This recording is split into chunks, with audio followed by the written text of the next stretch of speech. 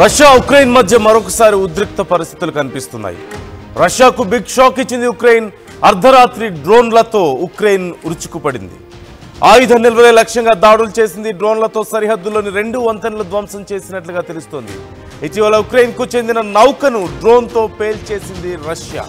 ఓవైపు చర్చలు జరుగుతున్న ఇలాంటి తరుణంలో ఇక అంతా సద్దుమణగబోతుందా అంటూ చర్చ జరుగుతున్న తరుణంలో ఇలా ఒకరి మీద ఒకరు తీవ్రమైనటువంటి భయంకరమైనటువంటి దాడులు చేసుకుంటున్న నేపథ్యంలో మరొకసారి ఉద్రిక్త పరిస్థితులు నెలకొనబోతున్నాయి. ఇవి కొన్ని అనుమానాలకు సైతం తావిస్తున్నాయి. అంటే ఇప్పుడు జరుగుతున్నటువంటి చర్చలకు ఏమాత్రం ఫలితం లేదా అనే చర్చ అనేటువంటి ఒక అనుమానం ఇక్కడ రేకెత్తుతుంది. ఇరు దేశాల మధ్య శాంతిని చేకూర్చుతాను అంటూ ప్రకటించిన ట్రంప్ ఇరు దేశాలతో మాట్లాడడాన్ని మనం చూస్తూనే ఉన్నాం. ఇప్పటికే రష్యా అధ్యక్షుడు పుతిన్తో భేటీ అయ్యాడు ట్రంప్. అలాగే ఇటు ఉక్రెయిన్తో కూడా భేటీ అయ్యాడు, జెలెన్స్కీతో కూడా మాట్లాడాడు. కానీ ఈలోపే ఇరు దేశాధినేతలు ఒకరి మీద ఒకరు మరొకసారి మాటల తూటాలు పేర్చుకోవడం, ఇరు దేశాలు మిజైల్స్ వర్షం కురిపించుకుంటుండడం ఇప్పుడు పెద్ద సంచలనంగా మారింది. మరొకసారి యుద్ధ వాతావరణాన్ని తలపిస్తోంది ఇరు దేశాల మధ్య.